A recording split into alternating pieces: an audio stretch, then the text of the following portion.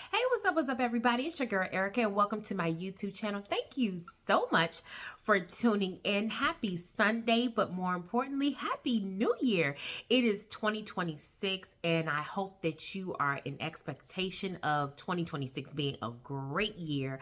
I know it's just day 4, but we are expecting great things, and I hope that you are one of those people who are expecting great things because great things are going to happen. So we're just going to be positive about this year. I know 2025 was crazy for a lot of us, but guess what? We made it, guys. And so we are here into a new year. So come on and ride with me throughout this year. I am here to do my weekly review of Love and Marriage Huntsville. Of course, this is season 10. Episode 15, and it was called Lay Down, Stand Up. Now, you guys know, as usual, I have my notes. I'm going to have to refer back to my notes. This episode was pretty good. It was about the OGs. There was one scene with Nell and Chris, but for the most part, it was all about Tisha and Marsau, as well as Kimmi and Maurice. So let's get into it. So the opening scene is with Latisha and Marsau. Latisha goes to the Sculpt office. This is an office that Marsau has been building for himself for quite some time. And Latisha just happens to stop by. Of course, we know the scene was set up that way. She was actually very impressed by what she saw, the progress and all of that. She said she liked the sculpt sign. She liked the way it was looking. She actually liked the environment. She was even saying that, hey, I need to move into this office because of the simple fact that, you're still working on my office. Now, Latisha looked really cute. She had a really, really cute sweater on. I really, really liked the little sweater that she had on. She had on like a little crop sweater. But anyway, it was really cute. So she was talking to Marsau about that. And then Marsau goes into, hey, I'm a busy man. I have a lot going on. You keep basically reminding me that your office is not done, but I have a lot on my plate. So Latisha was saying it's not that I don't, I don't understand that you have a lot on your plate, but in this situation, I was Team Latisha. We have been watching this particular couple for years. They've been talking about building Scott Manor. Marsau is always building something or working on an office. We know that is his, he does construction and the actual building part by trade. That is his profession. We have no problem with that. But Marsau also needs a lot of help in what he's doing. And that is what Latisha was saying. Latisha said, look, I've sacrificed a lot of time and a lot of my personal space. She said we actually moved into a smaller home, and there are 5 people in this house. We're all on top of each other. I agreed to stay home and to be a stay-at-home mom, but you also know that I have some businesses that I want to get off the ground, some things that I've been working on for years, and I do need my office space. It would just feel good to get out of the house and, sort of go into the office at least for a couple of days and kind of have some time to myself. Now, I don't know anyone who wouldn't agree with that. If you work from home, it is a beautiful thing, but it's the best part about working from home sometimes is when there's peace and quiet and you don't have any distractions. If you're working from home and your kids are home or your spouse is there, your partner's there, and you have, someone coming to you, they want something to eat, they need this, they need that, it's constant distractions, then yeah, working from home may not be the best. Oftentimes, sometimes going into the office is kind of like relaxing for you because you have so much going on at your home.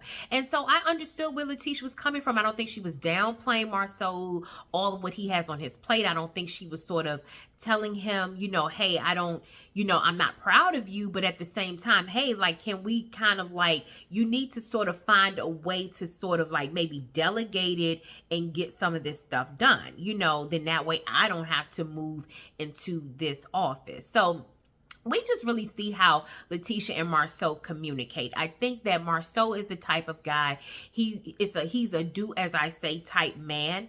And anytime Latisha has any pushback or anything to say about it, he sort of criticizes her and tells her that she's not supporting him. I don't think she's not a supportive wife. I just think that as women, oftentimes, and I'm speaking as a woman myself, as women, oftentimes we ask for things and we try to be as patient as we can. And then when we get frustrated and we start complaining about things that haven't been done, then all of a sudden we're the bad people or we're the bad person. That's not necessarily the case, especially when we've been asking and requesting for things over time and you haven't been able to deliver. So I think that's just where Tisha is. I don't think, I don't even want to keep going on and on about it, but Latisha is a woman who has, like I said, she's been very patient with Marsau. Let me just say that and we'll move on.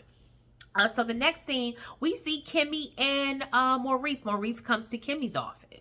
And Kimmi's working. She now has another office. She was doing some paperwork there. Maurice comes in and he sits down. They start having a general conversation. The conversation leads to their son, Monster. Monster is still in high school. It appears that Maurice has bought Monster a car. And Maurice said, hey, once you pull your grades up, you can pull off in this car. Apparently, Monster's grades have not come up. He's not doing what he's supposed to do. So, of course, the car is still sitting in the driveway or by the garage. So, Kimmi had some feelings about that. But, of course, Kimmi sort of gave me the impression where she was saying, this is your son or this is how you act. I have to cook and clean for him. But when it comes to me giving my opinion about Monster, then all of a sudden I have to be put in my place. So Maurice was saying, well, I think he was trying to sort of manipulate the situation. You know how Martin Luther Maurice does when he gets on his soapbox and he wants to preach and he wants to motivate and he wants to educate. And so he was kind of manipulating Kimmi a little bit, and she actually caught it. He said, I think Monster wants to be like Jalen. She said, like, yeah, he could be like Jalen, but yeah, that may be true, but he's not Jalen. He's not doing what Jalen did. She said when Jalen was in high school, Jalen did everything he possibly could to make sure he got to the end. He knew he was going to college. He made sure he kept his grades up. He made sure that he did everything possible to put himself in the best position going into college. She said, I think with you, Maurice, she said, I know your background. I know how you grew up. In other words, Kimmi was telling Maurice, you have this answer for everything. You have a response for everything. You actually know everything. You want to preach to other people and tell everyone else what they need to do. Yet when it doesn't go the way you want, then you want to start doing this. You want to start pointing the finger and you want to start blaming other people for why things didn't go right, when in actuality, Maurice, had you listened from the beginning to some of the things that Kimmi wanted to tell you or to share with you or to even sort of stand with you in, and you could have taken her advice, just to see how it worked out, but instead, I am the man. And so that's how Maurice acts. And now Kimmi says, you have this situation, you deal with it, because of the simple fact, when I come to you with something, when I try to share wisdom, when I try to share advice, you don't listen. And like I said, when things go awry, then I get blamed, and then you want me to either clean it up or I'm getting blamed for things going wrong, and I'm not going to take ownership of that. So I was glad that Kimmi said that. Kimmi, we're going to get more into their situation a little later. I can see where Kimmi is very stoic. Kimmi does not like to show her emotion for whatever reason, but Kimmi is like a tornado. It's brewing. It's slowly, it's picking up speed, it's picking up strength. And, she's constantly trying to go. She's constantly trying to deal with Maurice and his BS and his foolishness. But what's going to happen is, as that tornado picks up strength, it's going to destroy everything in its path. And I just hope that Maurice is prepared for Tornado Kimmi, because she is definitely on the way. So then we move on. We see Nell and Chris. Nell and Chris are sitting in their backyard having a light lunch. They're discussing, they kind of talked about the girls' trip that Destiny and the other ladies took to the winery. Nell basically said, in other words, she didn't really have a great time. She doesn't want to be around those women. She doesn't trust them. She has a lot going on. She mentioned Destiny's the activity that Destiny had for them, as I stated in my last review, or if you saw the show, Destiny wanted the ladies to, she gave each one of them a basket. She told them to put things in their basket that represented them and that they could share so that the other ladies could actually get to know one another. Well, Nell didn't participate at all. She was sort of a stick in the mud about that because she said, again, she doesn't trust the ladies and doesn't want to be around them. She mentioned to Chris that Tisha had like a little snake in her basket, and she said she was sort of throwing all the hints at her. And, you know, hey, Nell said she didn't like it, but at the same time, they're constantly going back and forth, back and forth, back and forth. So Chris said to her, he said, you know, what is the deal with you and Latisha? He did ask her. And she said, it's you and Marsau. So Chris said, well, what do I have to do with it?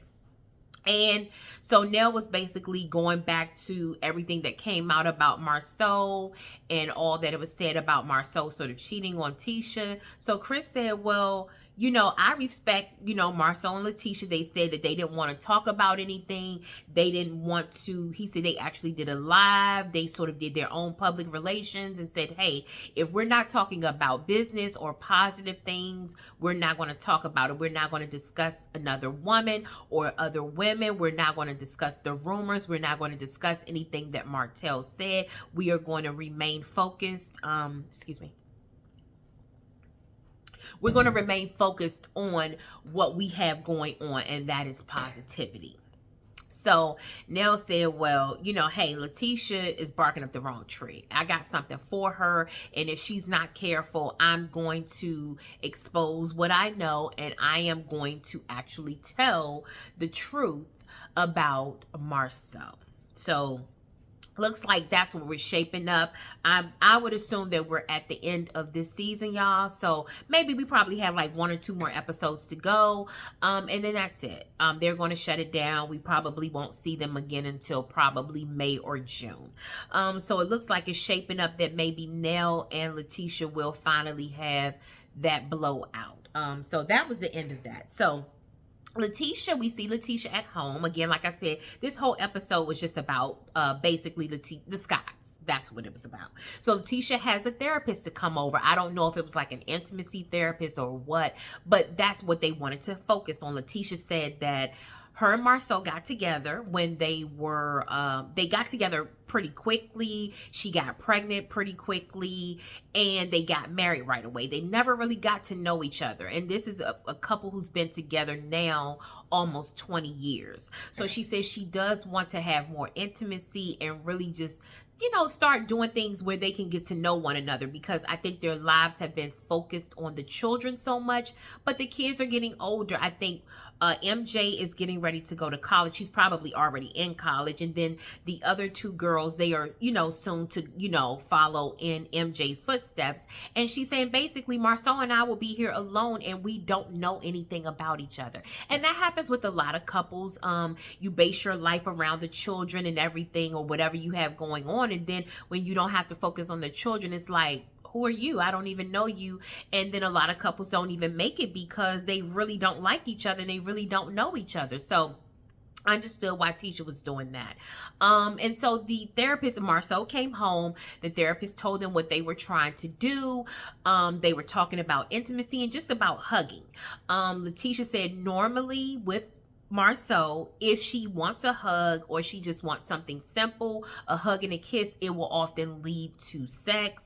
And sometimes that's not where she is. So she sort of equates that with sex. So if she wants something simple, she doesn't actually ask him for it because she knows that if she can't sort of perform at that time, then she doesn't even ask for those things. So Marsau, of course, wanted to debunk that. He wanted to go off and tell her, no, no, no, I'm a man, but I still need a hug from my wife. I need assurance from my wife.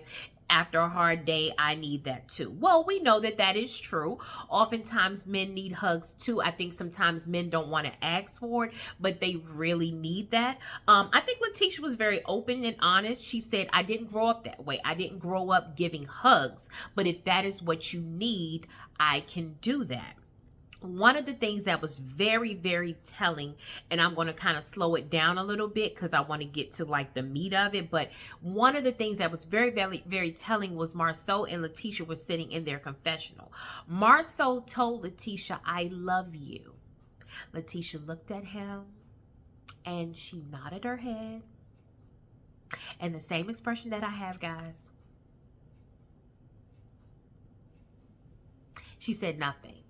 And she just kissed him. She did not say, "I love you too." Now, if she said, "I love you too," guys, I missed it. Now, I was watching the episode very intently. I was watching it very closely. I did not hear Latisha tell Marsau she loved him. And for me, that was very telling. Not so much that we didn't already know that, or I didn't already know that. I've been watching this show since the beginning. I know that Latisha feels a certain way about the things that she's hearing about Marsau. And I think Latisha loves him, but she's not in love with her husband. So they went back. The therapist was telling Latisha to rub Marsau's face, to rub his eyes and say, "I see you," to rub his ears and say, "I hear you." They seem to be really enjoying that. Marsau seemed to, Tisha said through his touch, she could feel his love. Now, of course, we know Marsau wants to always be the smarter one in the relationship. He flipped it on Latisha. As a matter of fact, the therapist told her to kind of straddle him. And he was telling her, like, you came in as soon as I came in, or as soon as the therapist got here, you were telling the therapist that you want simple things and I don't give it to you, but I'm not going to take that. I'm not going to always just take you telling everyone that I'm controlling and that I'm hard on you and that I don't love you. I want these things too. Well, Marsau, Latisha has not seen that in you. She has not heard that from you, and she has not felt that from you. Let's be clear. We are very hard on, we have our favorites on this show, and we've been very hard on Latisha. We're like, "Girl, you're being stupid, you're being foolish, this man is cheating on you, you're in denial, you're basically putting the covers over your head and you're hiding." That's what most of the YouTubers have said. That's what most people, even if you just read on Twitter /X, if you read the comments, that's what most people say. "Tisha, you're stupid. Tisha, you're dumb. Tisha, you're foolish. Tisha, you need to leave him. You need to wake up and smell the coffee," as to what Marsau is doing. Regardless of why Tisha is staying, Tisha is embarrassed. She's ashamed. She's numb. When you watch her, if you look a little deeper, you can tell that Latisha is numb. I'm not saying anything. I'm not a therapist. This is just my opinion. This is my perception of what I see. She's numb to it all. And she's very hurt about everything. I think Latisha has that fire in her where she can go off, but I also think that Latisha has tried to do everything she can just not to hurt her children, not for them to fall apart, and for them not to basically look like a failure. Tisha has an issue with basically looking bad. She does not want to look bad. Even though she does, she has a major issue with that. And I think part of that is for her children. Also, Tisha has given up a lot. I think Tisha had gotten her master's degree. Even when she met Marsau, she was sort of on that road to being like a career woman, and giving up all of this has been a lot for her. And I think Tisha's like, "No, you're going to pay me. You're going to give me what I want.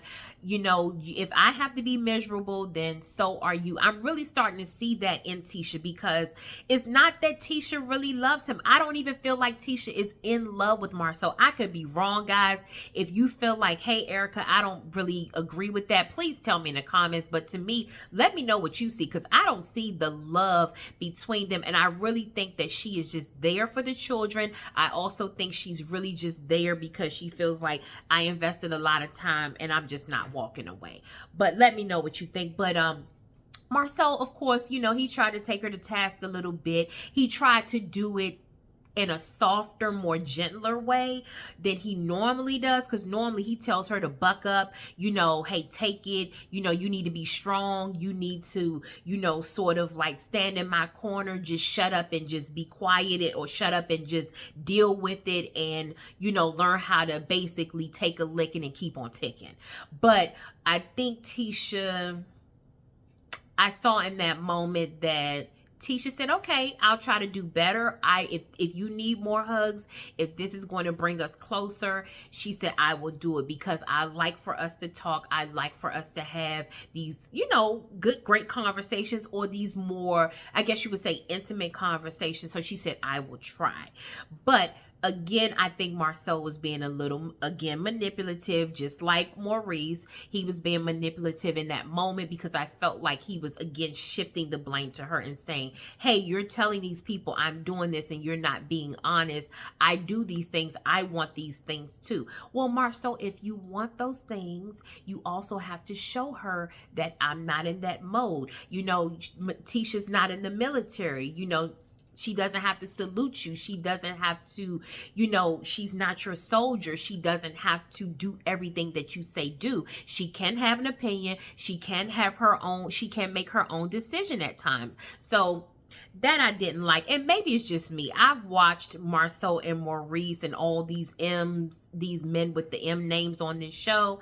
And I just think that it becomes a little bit, you know, M to me equals manipulation. And all of them have been nothing but manipulators. So when I watch them, I'm listening very closely and I see what they're doing. And like I said, I can always see a little bit of manipulation going on when Marsau, Maurice, Martell, and all the others are speaking.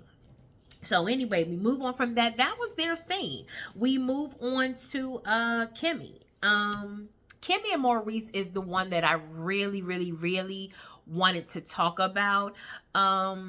And I'm going to try and take my time. I don't want to rush this, because sometimes you have a lot in your head. You want to get it out. You forget to say things. But I want to really talk about this. So Kimmi and Maurice apparently are in some sort of therapy. They have what they call marriage menders.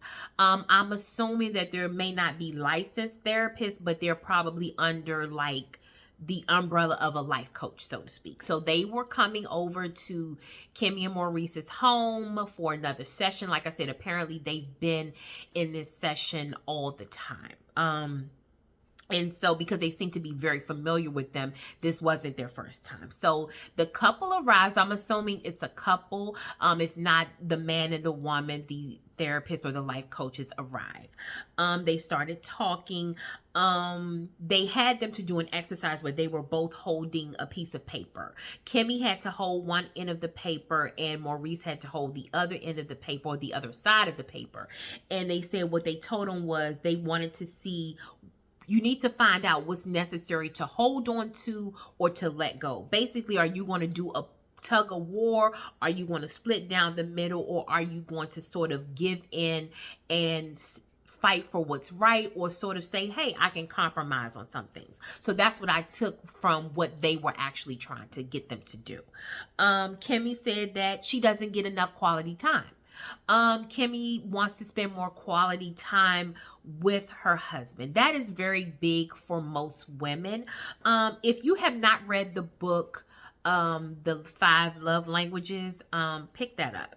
Especially if you are in a relationship. It's really good. You know, we see online where people say, oh, food is my love language, or shopping is my love language. But if you read the book, there are only 5 love languages. They are physical touch, quality time, words of affirmation, acts of service, and gifts.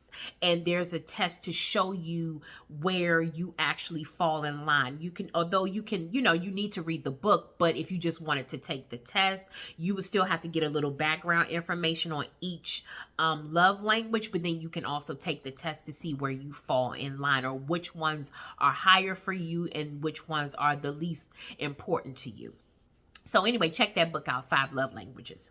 So Kimmi, again, she says, you know, hey, spending time with my husband is important to me. We know Kimmi, even went through cancer, something that could have basically taken her life, and now she just wants to do simple things. Maurice says he wants more sex. Kimmi said that, you know, you could tell she was a little embarrassed. She was a little taken back by his approach about it. Kimmi said, well, you know, here's the deal. You know, I don't mind having sex. My issue is having sex 2 and 3 times a day. She said, and if we spent more quality time, then perhaps it would make the sex better. It would give us more quality sex rather than the quantity. Perhaps if we had more quality sex, you wouldn't necessarily need it as many times. So Maurice says, well, I'm not willing to give up sex. He said, we're super busy. I don't have the time to give you, you know, I don't have the necessary time, or I don't have the time to give you that you really need. So he said, I can't compromise that. So Kimmi said, okay, well, basically, if you can't compromise that, then I'm not going to be willing to compromise on the sex. So he said, well, I'm not giving up sex. So he said, I tell you what, if I spend more time with you, can we add 2 more days of sex? And so Kimmi's looking confused. The marriage menders or life coaches, they're looking confused because they see where this is like toxic behavior. So they said, you know, Maurice, so I think the man asked him, where is this coming from? You know, it's more than just a physical act. Where is this coming from? So then we hear Maurice say, well, I was told growing up that a woman can lay down more than she can stand up. So Kimmi was taken aback. The life coaches were taken aback. I wasn't, because it's typical Maurice. Maurice can be very toxic. Maurice can be... If Kimmi doesn't want to have sex with Maurice, or if a woman doesn't want to have sex with her husband and he's speaking to her that way, I totally understand, because I would feel the same way. It's very toxic. Maurice went on to say that his father went to prison when he was younger, but you know, there were a lot of kids. There were several children, and his father was trying to provide for all of them. And because he didn't have the money to do so, he would actually put a lock on the refrigerator and they couldn't eat. So he felt deprived. He felt sad. He felt ashamed. He felt anger. He said those things. I think he was angry with his father. He probably was also angry with his mother because his mother allowed it to happen. So the wife or the woman said, well, let me ask you, what did you do with that energy when you were angry, when you were sad, when you were embarrassed? If your friends came over and saw the lock on the refrigerator, what would you do? He said that he turned to dirty magazines, which probably elevated to porn and elevated to other things. So she said, where did you put that energy? So his energy went to sex. So that's not healthy. That's very toxic. That's very dysfunctional. It's a good thing that Maurice is still alive and well today, because when you have that type of addiction and that type of hunger for something like that, you will just about do anything. And I would not be shocked if Maurice has some crazy, wild, dysfunctional stories about things he's done just to have sex. Kimmi knew that. She wasn't, you know, she was kind of making light of it. But let me just say this. Kimmi will probably never see my videos. I'm not one of those, you know, big time YouTubers or content creators. I literally just started doing reviews and recaps about a year ago. Kimmi will never see my videos, I'm sure. And I'm not even like speaking like being pessimistic about it, but Kimmi, you're going to have to make a choice. Kimmy's going to have to make a choice. Kimmy's going to have to learn to put herself first. She hasn't put herself first. I watched Kimmi. Kimmi is very articulate with her words. She knows how to express herself. But Kimmi even said, let me tell you what Kimmi said, y'all. Kimmi said she feels sad, disconnected, and unloved. Kimmi's going to have to do something about that. Kimmi, you cannot afford to put Maurice first and you not get anything. Um, there are times where, and let me just say this is just my opinion. You can get married early in life. Some of us and some people have gotten married very early in life. You get married in your early 20s, you get married straight out of college or whatever, you have a baby and you get married and you're young. You don't really know, you don't even know yourself yet. You're just trying to figure things out. You're going through life trying to figure things out. That's okay, because sometimes you can look back and say, I'm not the same man that I used to be. I'm not the same woman that I used to be. I really feel like I've grown and I'm not that person anymore. 20 years ago, I was immature. I did stupid things. I said stupid things. But now I'm in my 40s and I know better. Kimmi got married when she was 46 years old. And I'm sure being in a relationship at that age and getting married at that age, she probably did not think that she would ever have to deal with the toxicity and the dysfunction and the lack of love and affection that she has to deal with. Kimmy's not getting what she wants, and you can see that in her.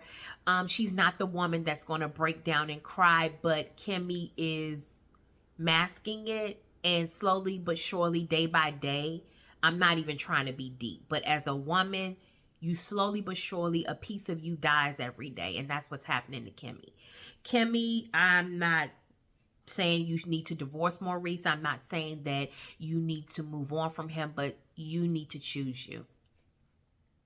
Maurice is very toxic. He's very dysfunctional. He needs one-on-one counseling. We have seen Maurice in the past talk about spirituality, and Martin Luther Maurice, like I said, wants to preach to everyone else. He wants to motivate everyone else. He wants to encourage everyone else. Yet the relationship, he even said himself, he even tried to answer it and say, oh, well, I just lack emotional intelligence.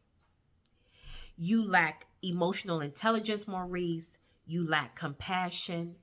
You lack even the spirituality that you're talking about is really not there, because you cannot go through life continuing to mistreat a person and not ever have any conviction about it. That's one thing about when you really have a spiritual life and you really are connected to God spiritually. You can't go through life and not ever have conviction about anything that you say and do. Maurice is a liar. And we have watched him lie and pretend and hide behind him being a lawyer or him being successful in his career. Maurice is a monster. He calls his son Monster. That's his nickname. But Maurice is a monster. And it's sad to watch. I don't know what his first marriage was like. I don't know what, Kaiwa, we've seen Kaiwa. Kaiwa seems to be a lit match. She seems like she can really go there, but we still don't know what it was like because we've never really seen that. We've only seen small interactions with them. But the interaction between Maurice and Kimmi is bad. And what I will say is that we all come from somewhere. We all are connected to someone. We have our parents, we have our grandparents, and we have our great-grandparents. For Maurice in his 40s to be talking about what he was told as a little boy, Maurice, you haven't figured out that what you heard and what you were taught was wrong? You have not figured out that a woman is more than a sex object. You have not figured out that there is more to your manhood than how many times you can bust a woman down. At your age, with all of your accolades and, like I said, you being an attorney, you owning a credit business and all of those things, you still have not discovered who you are. You have discovered part of you, which is, like I said, the monster, but you haven't discovered a loving part of you, the softer side of you, the gentle side of you as a man that says, I want love, I want peace, I want things that, I want my kids to be okay. You haven't figured that part out yet. It's sad. Everything that we were taught or everything that was said or we heard over the years traditionally, it was wrong. A lot of our great grandparents did things out of survival. A lot of us were blessed to have great grandparents, grandparents, and parents who put us on the right path and told us certain things that were right and true and gave us the wisdom and shared that. And it put us on the right path where we weren't perfect, but we didn't grow up thinking that those things were okay. There's something wrong with our families where we think that it's okay for those things, for you to continue those traditions, or you're bringing something like that. Who told you that? Did your father who locked the refrigerator up, did he tell you that? Did your grandfather, did your uncle, or someone who has always disrespected women, never been faithful to a woman, did they tell you that? Where did you get that information, that disgusting piece of information from? Whoever you got it from, Maurice, you need to go back to them, or even if they're not even alive, but you need to do better. You should never even repeat something like that ever again. You should not be teaching your son or your nephews that a woman's place is she can lie down longer than she can stand up. How dare you? That was disgusting. And it shows the depth of toxicity and dysfunction that is running through his veins and running through his mind, that his mindset has not changed. Everything that we heard in life is not good. It's called, when you become mature, it's called chew up the meat and spit out the bones. Everything that comes across your ear gates or everything that you see, you know is not right. And you have to let that go. You can take the good part of what you hear or the good part of what you see and get rid of everything else. But you don't internalize that and then inflict that upon your wife and think that your wife has to be on all fours all day long for you, as if she's not a person, as if she doesn't have purpose, as if she doesn't have something that she needs to do with her life, her son. I'm sure she wants to be a grandmother. She wants to see Jalen get married one day. She has visions of her own. She has her own family. She wants her family to be okay. She has so many things to worry about. Kimmi dealt with cancer. We watched her go through the treatment. We watched this woman on TV shave and cut off her hair. And yet and still you don't even love her enough. You can't be soft enough with her to give her quality time. Her life was hanging in the balance. There are people who have cancer that are not even here. They are no longer here today, but your wife made it. And the most important thing to you is to add more sex to your calendar. What a sick man. And Kimmi, you're already infected and affected. You're already affected and infected by Maurice. But I don't want his toxicity to destroy your life, because if Kimmi continues to deal with Maurice and he doesn't get the help on his own and acknowledge and admit, I am nothing but a pig and I need help, I need not only salvation, but I need help. I need peace with my past. I need to let go of all of this toxic caveman energy. Kimmi, like I said, you will be left to nothing. Nothing. And I didn't want to do like a heavy review or recap. I didn't want to bore anybody with it, but it's just my feelings, guys. Like I said, I'm no expert, but I'm watching these women and they're withering away. Latisha, Kimmi, we're watching them try to smile and laugh and go after other women or put things in the back of their minds and say, I'm not going to deal with this. I'm not going to deal with that. Oh, I'm just going to let that go. I'm going to turn a blind eye on. I'm going to be stoic. I'm going to smile. I'm not going to cry. I'm not going to break down. But on the inside, you're dead. There's nothing to you. There's no life there. So that was the episode, guys. Thank you so much for even listening to me. I went over my normal time. I try to leave it to at least or get it or not go over 30 minutes, but I have gone over today. I hope you don't mind. Please like this video and subscribe to my channel. Like I said, guys, I hope it wasn't too heavy for you. It was just the topics that they were talking about. They really kind of got me going. And that's how I feel about it. So let me know what you think. How did you like the episode? Was it too heavy for you? Did you feel like, okay, this is just typical Latisha and Kimmi complaining about their husbands, but they're not going to leave? Or did you really feel like they're at their breaking point, or they could particularly, or maybe they're ready to turn the corner? Let me know what you think. I welcome all opinions. Please, as long as you're respectful, I welcome all opinions, because sometimes you can tell me, you can let me know, or you can say something to me that makes me look at things differently too. So I really appreciate that. So again, thanks for listening. Thanks for hanging in there with me. I hope I gave you everything. If you haven't seen the episode, I tried to give you as much detail as I possibly could. And even if you saw the episode, I hope that you saw exactly what I saw. Or maybe you saw something different. That's cool too, but let me know what you think. Again, and hang in there with me. I am going to also be recapping Married to Medicine. If you're interested in that, they come on tonight, so I will definitely put up my review tomorrow. So I will see you on the next video. Have a great day, guys, and be blessed. Have a wonderful day. Love you guys. Bye.